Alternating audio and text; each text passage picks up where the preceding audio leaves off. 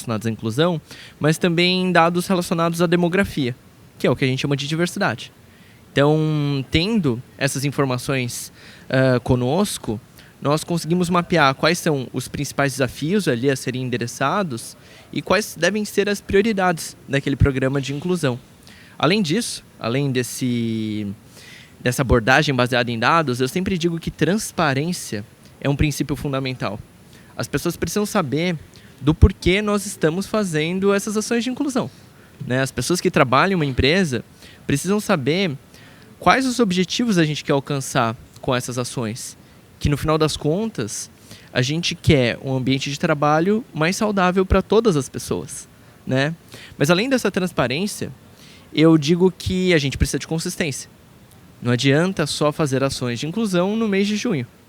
Precisamos, ao longo do ano, seguir não só com comunicações, né? Mas termos políticas adequadas, processos revisados, termos ações de aquisição de talentos também, né, sendo postas em prática.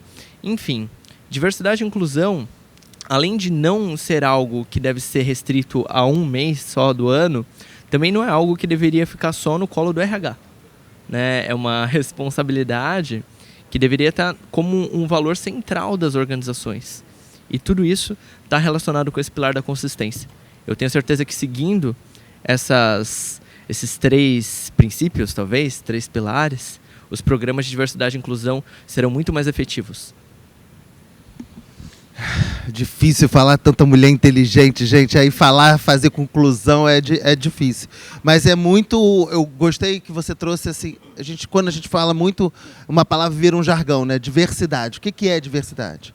Então, quando a gente traz dados, entende a demografia, né? Entende o nosso senso de comunidade, de país, de empresa, a gente já percebe que, independente, a gente já existe uma diversidade de cor, gênero, raça, credo, uma série de coisas. Então, quando a gente está falando de diversidade, a gente está botando tudo isso no mapa, né, em cima da mesa.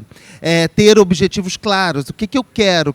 Porque se eu sei o que eu quero, eu vou saber escolher melhor e pedir ajuda para quem pode realmente me ajudar, para quem pode colaborar. E aí, Débora, eu volto para você nessa questão, assim, como fortalecer a cultura da empresa. Porque muitas vezes a gente tenta sempre olhar para o novo e esquece aquilo que já foi vivido, já foi passado. E quem são as pessoas que podem nos lembrar, que podem contribuir e podem trazer esse processo? Como que a gente fortalece, a partir da experiência, a cultura organizacional e pensa na inovação a partir da experiência? Eu acho que esse olhar só vai ser efetivo de valorização da cultura junto com um conceito da cultura inclusiva. A cultura inclusiva precisa estar na pauta, precisa ser valorizada, todo mundo precisa entender que esse é um valor, né? E é importante dizer que o valor de negócio que tem a diversidade, todas as conquistas, tudo que se vem avançando, é porque a sociedade exige, é porque tem dinheiro envolvido, é porque tem o consumidor que precisa ser atingido, é porque a imagem daquela empresa ou daquela marca precisa estar alinhada com os conceitos da diversidade. Então, a cultura inclusiva é que precisa reger essa conversa da diversidade dentro das corporações, né? Quanto mais a gente avança, mais a gente tem desafios. Eu ontem estava num curso para pessoas de grupos subrepresentados, exclusivo para pessoas de grupos subrepresentados, com a grande maioria de negros. Eram 40 pessoas e é impressionante a fragilidade dessas pessoas que são líderes já de mercado e que ainda trazem muita fragilidade, ainda trazem muita coisa para falar, para compartilhar. Então, a gente percebe o quanto ainda precisa avançar dentro das organizações. E quanto mais a gente ouve, mais a gente precisa caminhar. Às vezes, o desafio é trazer pessoas diversas. Você traz. Aí você percebe que aquela pessoa diversa precisa de espaço para ser quem ela é. Você constrói esse espaço. aí você vê que aquela pessoa está sozinha naquele espaço, ela precisa do outro para compartilhar e para aumentar ainda mais o conceito da inclusão dentro da organização. Então, cada dia é um passo para essa construção dessa cultura que precisa ser inclusiva. É muito importante quando você fala da cultura inclusiva, né? Quando a gente traz isso como valor para a empresa, para aquele ambiente, para aquela comunidade, né? Que os objetivos estão claros, é por que eu estou fazendo aquilo, qual é a justificativa daquela ação, né? E quando você fala das pessoas invisibilizadas, né, minorizadas, fragilizadas, mesmo depois de terem ocupado os cargos de liderança, é muito importante porque a gente ainda tem muita dificuldade de se ver nesses espaços e a sensação de intruso, né, de não pertencer àquele ambiente, nos deixa ainda uma insegurança. E é muito importante ter redes de apoio, espaços seguros, ambientes que nos fortaleçam e nos façam permanecer nesses lugares, né? E aí, Alessandra, assim, eu te pergunto assim, quem olha você vê essa mulher empoderada, forte, uma referência, né? Como que a gente pode ampliar aí as oportunidades de talentos, de ações com essas pessoas invisibilizadas, né? Como que a gente fazem outras Alessandras, outras mulheres maravilhosas como vocês? Gente, primeiramente, a Débora trouxe tudo, né? Nós somos invisíveis. Apesar de todos nós tomarmos água, comermos, contribuirmos com o comércio. Como fazer isso? Eu diria que a regra número 1 é o que a gente está fazendo aqui, conscientizar a população do nosso papel e do quanto nós somos potências. É fundamental isso, que a gente, no português bem claro, se mostre. Se mostre mesmo diante de todas as dificuldades. Que a gente exija os nossos direitos como cidadãos.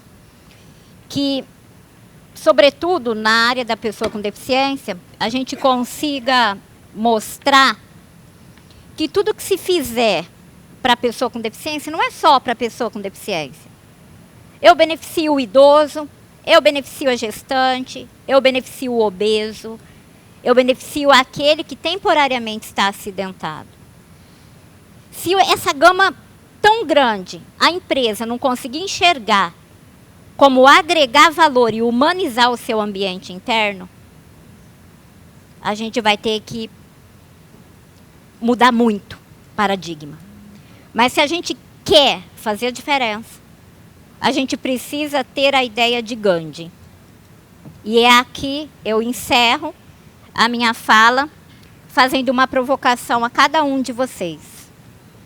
Seja a mudança que você quer ver no mundo.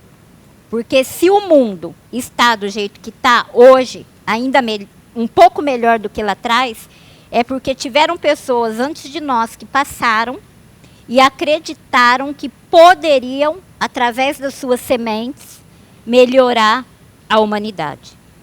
Fica o meu convite, façamos sempre mais, e embora talvez a gente não consiga enxergar o quanto a gente avança, porque nós gostaríamos que fossem a passos largos. Sejamos a mudança que nós queremos ver no mundo, gente. Obrigada.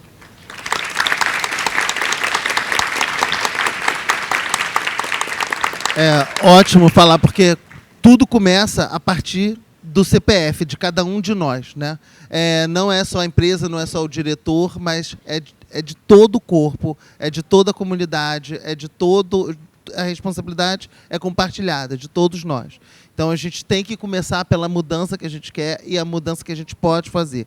Se todos fazem um pouquinho, né? Voltando ao Betinho, a história, quem tem um pouquinho mais de idade vai lembrar, né? Talvez vocês não lembrem, mas tem a paródia da... Não sei se não é paródia, mas tem a lenda, né? A história, mais fácil, do incêndio na floresta, onde a floresta pega fogo, todos os animais começam a correr, E aí o beija-flor vai no lago, pega a água e joga no fogo. Vai.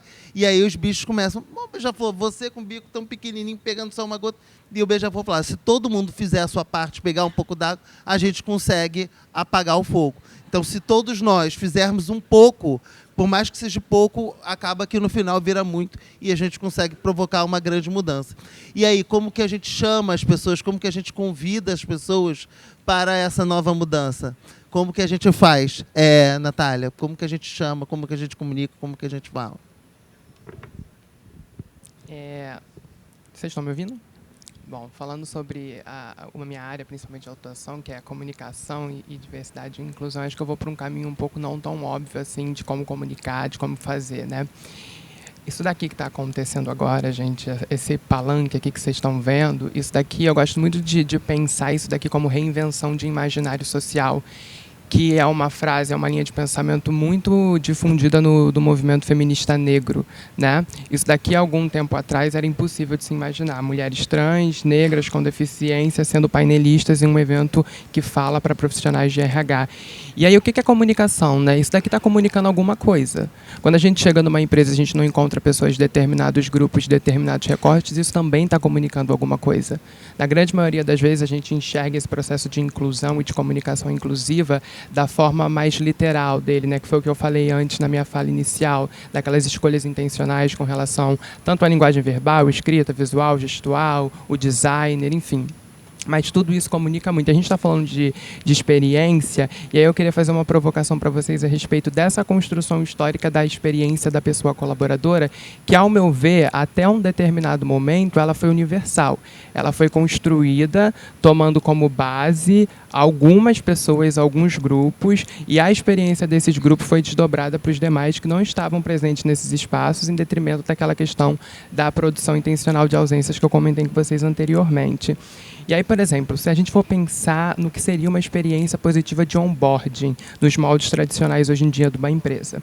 A pessoa chega, é minimamente ali, né, tem um banho de loja das áreas, é sensibilizada sobre o que está acontecendo no negócio, a estratégia, as metas, recebe ali os seus equipamentos e tudo mais, tem toda aquela parte de imersão, tem empresa que faz isso em 1 mês, tem empresa que faz isso em 3 meses, enfim. A periodicidade, o tempo, na verdade, não é tão importante, mas, em linhas gerais, isso seria uma experiência de onboarding tradicional.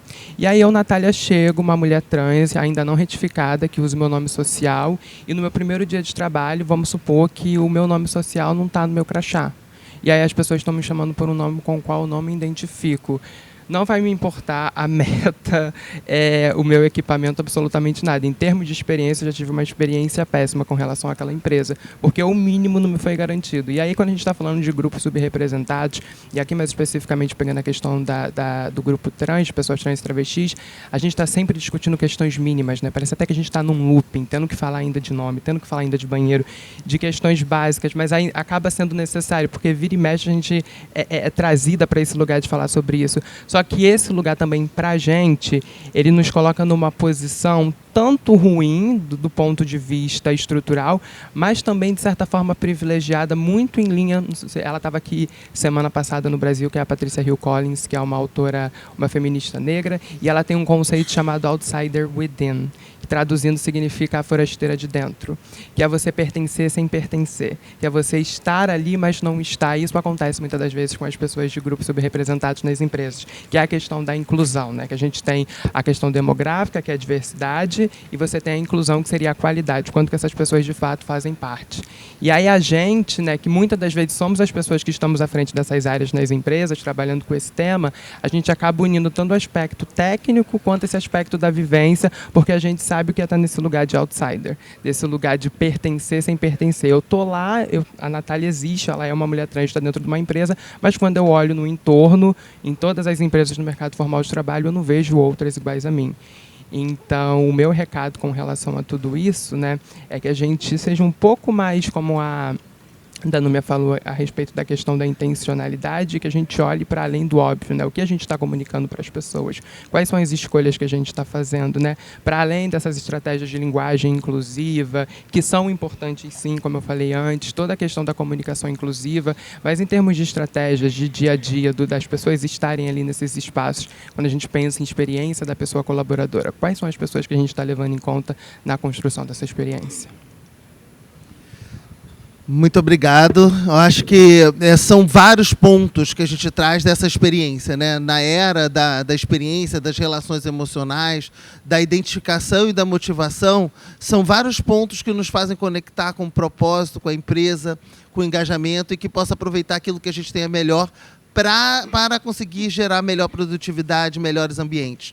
A gente falou na abertura aqui do evento que buscamos ambientes de cura, né? Lugares que nos movam, que nos promovam.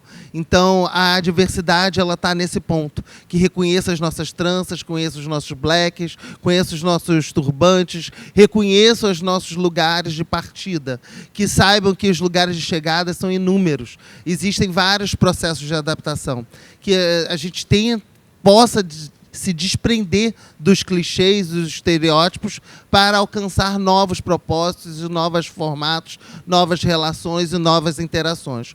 O começo é a partir do respeito e a partir do momento que você reconhece que você não sabe. Se você não sabe, você não vai fazer perguntas inadequadas, você não vai gritar, porque uma pessoa não necessariamente é deficiente auditiva, porque tem um problema de deslocamento.